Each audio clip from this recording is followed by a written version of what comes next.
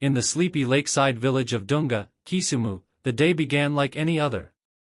The rising sun cast golden ripples across Lake Victoria, while 17-year-old Adiino balanced a woven basket of tilapia on her head. Barefoot, she walked beside her mother to the open-air market, her feet familiar with every crack in the dusty road. Their life was simple. Hard. Predictable. Adiino studied under the dim kerosene lamp at night, scribbling formulas in old notebooks while her mother snored softly nearby. School fees were a struggle. Every exam she passed was a miracle bought with fish scales and sweat. Then, everything changed. Just after midday, as the sun beat down and flies buzzed lazily over the fish stall, a man on a motorbike pulled up. He wore a delivery jacket and held a crisp envelope sealed with gold wax. "Adiino Aking?" he asked. She wiped her hands on her skirt and nodded. He handed her the letter and sped off without another word. Her mother squinted at the elegant crest on the envelope, Bellevue International School, Nairobi. Adiino frowned. She had never applied to any school in Nairobi. How did they even know her name? The envelope trembled in her hands as she tore it open. "Dear Miss Adiino Aking, we are pleased to inform you that you have been awarded a full academic scholarship to Bellevue International School, covering tuition, boarding, meals, and transport for the duration of your senior high school education." Her heart stopped. Her knees nearly buckled. Her mother snatched the letter, read it, then dropped to her knees right there in the market, sobbing and shouting, "Thank you, Jesus! Thank you, Jesus!" Vendors gathered. Neighbors clapped. Children danced around them, singing songs of celebration. But Adiino stood still. Inside her, joy fought suspicion. Her name was on the letter, but her fingerprints weren't on the application. Who had done this for her? And more importantly, why? A dream had arrived at her feet, wrapped in gold. She didn't yet know it would cost her everything. The first time Adiino stepped onto the campus of Bellevue International School, she felt like a ghost in a palace. The school gates, massive, black, and adorned with gold lions, opened to reveal perfectly trimmed lawns, sparkling fountains, and buildings that looked like government mansions. The school smelled like lavender and fresh paint. Even the air felt richer. Students stepped out of black SUVs, some wearing designer sunglasses, others holding Starbucks cups like accessories. They had housekeepers, chauffeurs, and personal tutors. And then there was Adiino, wearing a second-hand uniform with a patched hem, dragging a plastic suitcase with one broken wheel. She walked past them with her head high but her heart pounding. She didn't belong here. And she knew it. Her dorm was pristine, shared with two other girls, each with their own walk-in closets. Her side of the room looked like a refugee corner. One of her roommates, a girl named Sasha, whispered to the other, "She's the scholarship one." Still, Adiino said nothing. Let them whisper. She wasn't here to fit in, she was here to survive. Classes began, and Adiino quickly rose to the top. Her answers were sharp, her questions even sharper. Some teachers began to smile when she raised her hand. Students stopped mocking and started watching. But with her rise came something else, attention. It began subtly. A new notebook left on her desk. A chocolate bar wrapped in gold foil slipped into her bag. Then, a silver necklace with a delicate charm placed neatly on her pillow. At first, she thought it was kindness. Maybe someone admired her. Maybe she was finally being accepted. But then came the note, no name, no handwriting she recognized. "You don't belong there. You belong here, with me. S." She stared at it, chilled. Who was S? Why did it sound more like a warning than a compliment? For the first time since arriving, Adiino wasn't just unsure. She was afraid. The next gift was impossible to ignore. A rose. But not just any rose, this one was blue, wrapped in silk, delivered to her dorm door in a crystal vase. A card was tucked inside. "Beauty blooms in the unlikeliest of places. I see you, Adiino." That night, she couldn't sleep. She kept the light on, heart racing. She had asked the dorm matron, the cleaner, even the watchman. No one had seen who left it. The next day, a message came through the school portal. Not to her school email, but her personal inbox, one she never gave to anyone. You're not alone here. I'm watching over you. Tomorrow, near the greenhouse. Her curiosity burned hotter than her fear. When the bell rang for lunch, she snuck away from the dining hall and crept toward the greenhouse. The path was quiet, the air heavy with anticipation. And then she saw him. Leaning against a tree was a boy. Maybe 18. Tall, with caramel skin and perfectly shaped dreadlocks pulled into a bun. He wore the Bellevue uniform, but his blazer was embroidered with a golden crest, the Executive Students Club. His name tag read, Sean M. Odieno. He looked up, smiled like he'd known her forever, and said, "You finally came." Odieno froze. "You're S?" He nodded. "Sean. But only my friends get to call me that." She blinked. "Why me?" Sean stepped closer, his voice smooth like velvet. "Because I've never met anyone who didn't come from gold, but shines brighter than all of it." Her cheeks flushed. Sean was charming, smart, mysterious, and clearly powerful. He told her he was the son of a prominent Nairobi businessman, that he'd seen her during her interview trial, which she didn't know had been recorded, and convinced the school to give her a full scholarship. "I told them brilliance like yours shouldn't go to waste." She didn't know whether to thank him or run. And then, he handed her a second envelope. Her name was written in elegant script. "Open it when you're alone," he whispered. Then he walked away. She held the envelope tight, unaware that opening it would lead her deeper into the lie. Back in her dorm room, Odieno stared at the envelope.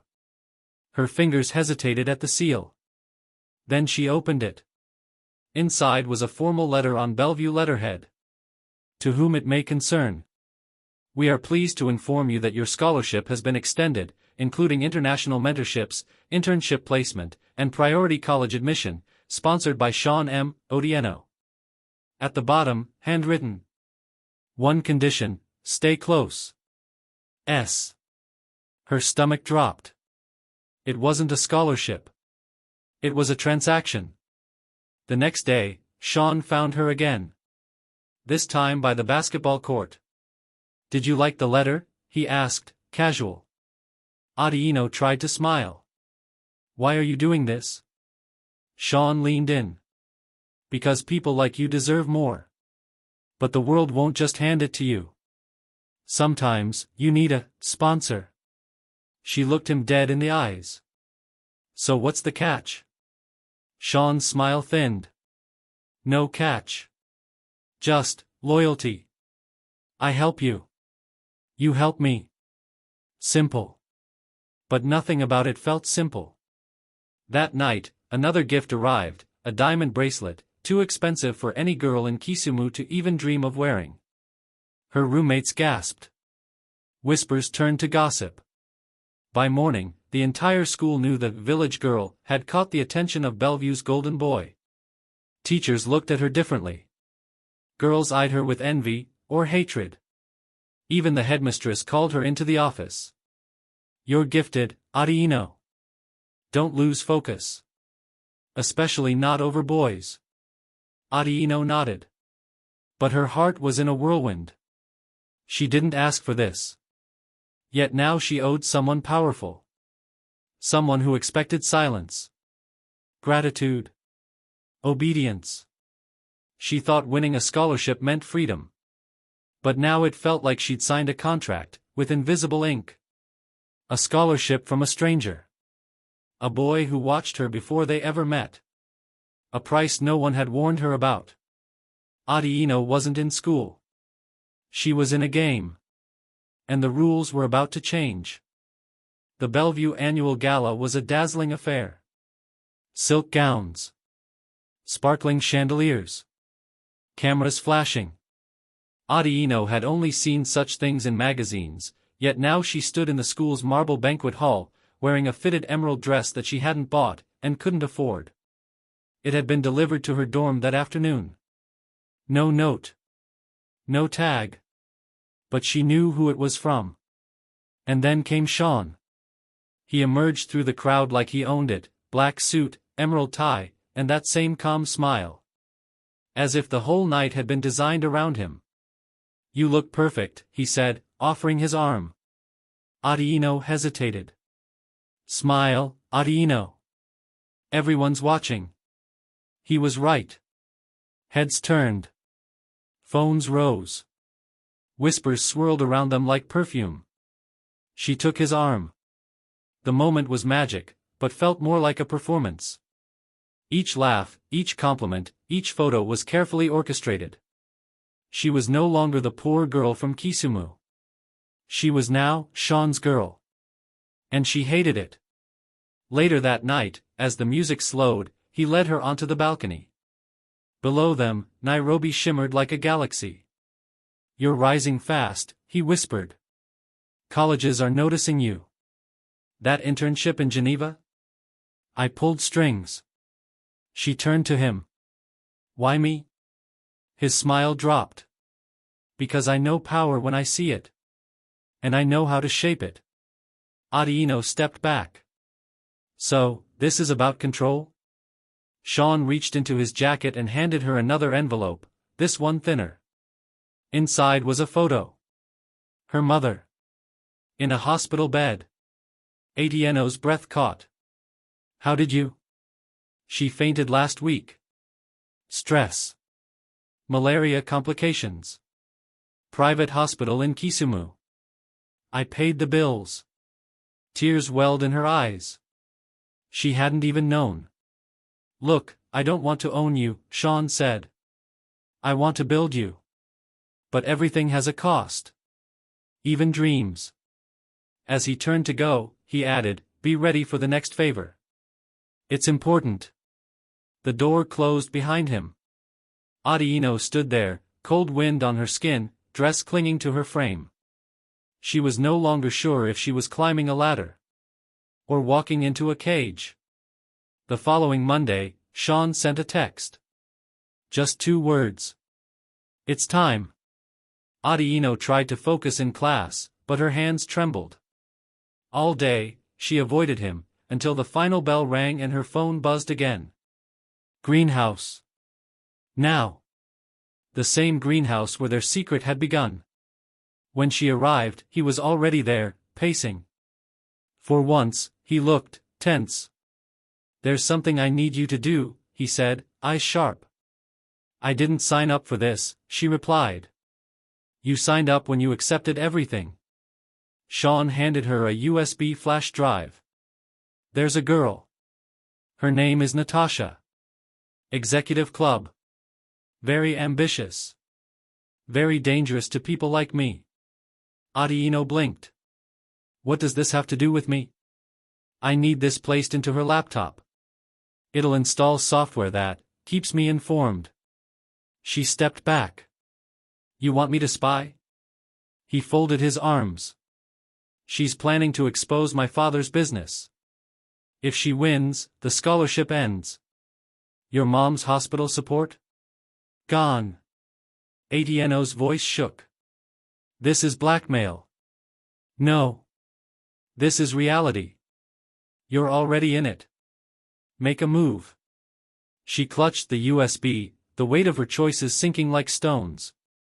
That night, in the dorm common area, she spotted Natasha, laughing with friends, her laptop open on her desk. Adino sat across the room, staring at the flash drive. Her heart thundered. Sweat clung to her palms. She stood.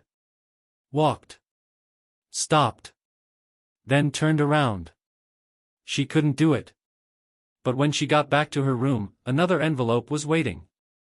Inside was a photo of her younger brother, scared, thin, sitting outside their crumbling home. "You refuse, he suffers." No signature. But she didn't need one. Her choices were no longer hers.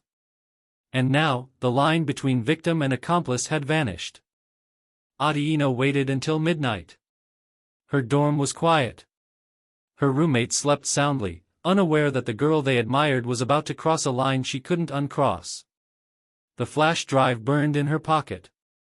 With trembling hands, she crept down the hallway, barefoot, every step echoing like thunder in her ears.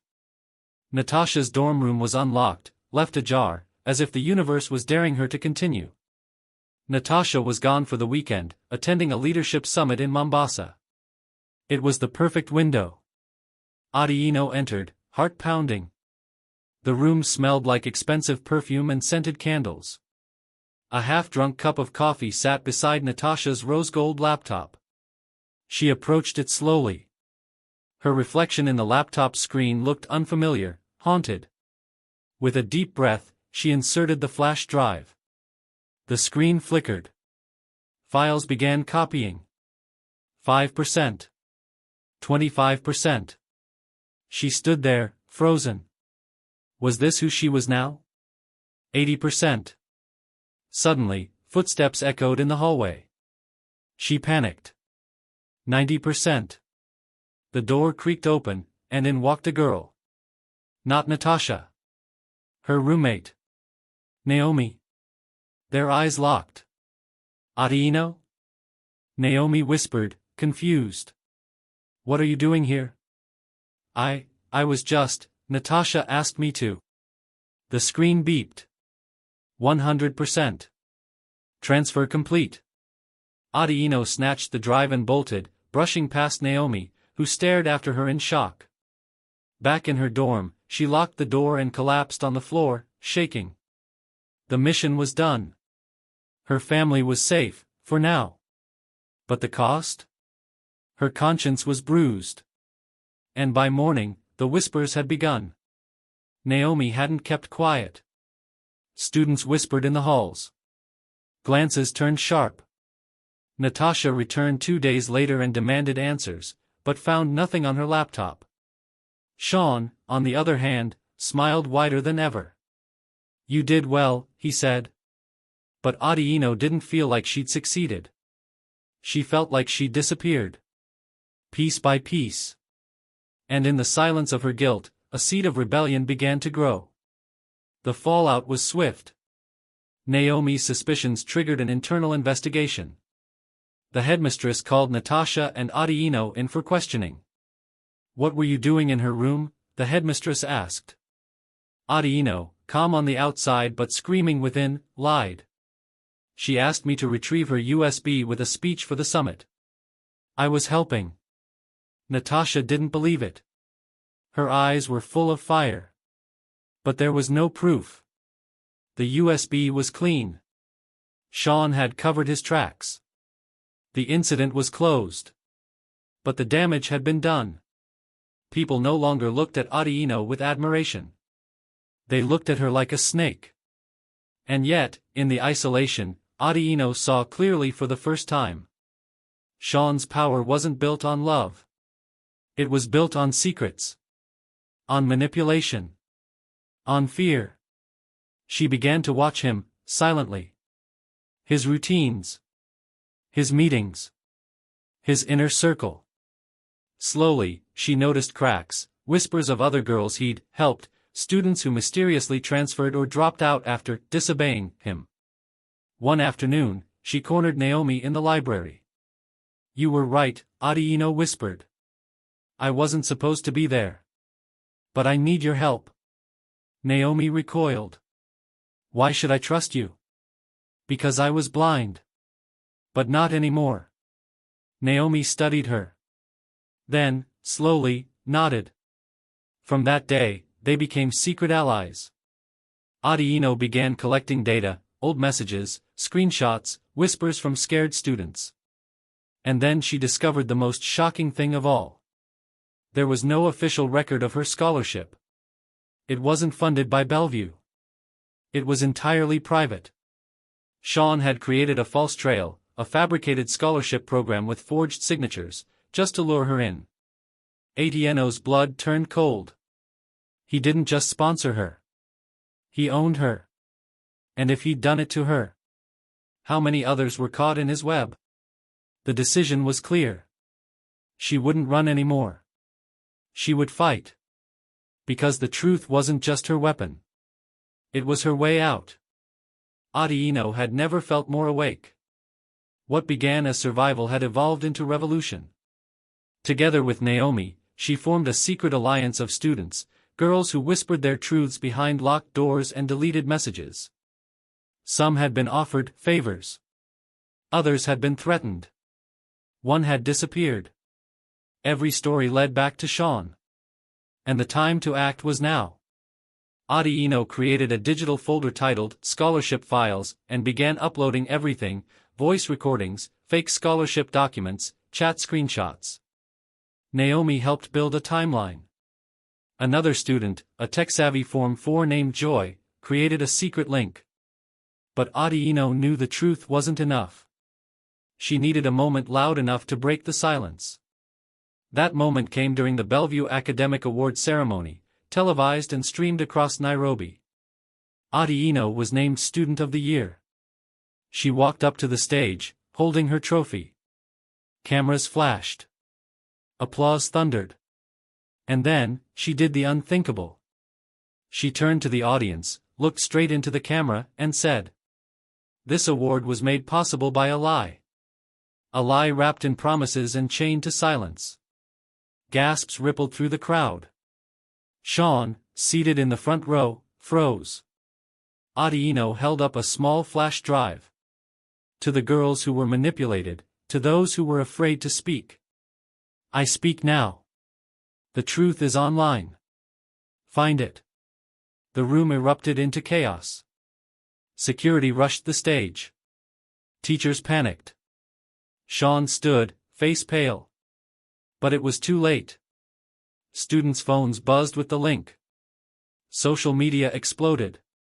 Within hours, #ScholarshipLie was trending in Kenya. By morning, news outlets had picked up the story. Investigations began. The Ministry of Education issued a formal statement. Parents stormed Bellevue's gates. Sean disappeared. Adi was suspended pending inquiry, but she didn't care. Because the lie was burning. And the girl from Kisumu had become a flame. Weeks passed. The Bellevue gates stood half empty. Teachers were replaced. The scholarship program was shut down. A full investigation uncovered multiple victims and a trail of digital deceit stretching back years. Sean was found hiding in a luxury apartment in Westlands and arrested. His family's empire collapsed. And Adi? She returned to Kisumu. The suspension had turned into media attention. She was offered interviews, book deals, even political endorsements. But she chose silence. For now. Her mother, now healthy, welcomed her home with tears and open arms. Her little brother hugged her like she was his superhero. "I thought you'd become a star," her mother said, smiling. "I became a storm instead," Adi replied. But the fight wasn't over. She used her new visibility to launch an initiative, Girls Beyond Walls, a program that uncovered hidden abuse in elite schools and provided legal aid for victims. Naomi became her co-founder. Joy built their website. Adi was invited to speak at the UN Youth Forum the following year. She wore the same green dress from the Bellevue Gala, but this time, it didn't feel like a costume. It felt like armor. On stage, she told her story, not as a victim, but as a warrior. The lie tried to steal my freedom. But the truth gave me power. And now, I pass that power on to every girl who thought silence was her only option. Thunderous applause. Backstage, a young girl approached her. Nervous, eyes full of hope. "I got your scholarship," she whispered. "But the real one. The one you built." Adi smiled. It had all been worth it. She had lost everything once, her innocence, her peace, her trust. But she gained something greater. A voice. And with it, she wouldn't just change her story. She would change the world.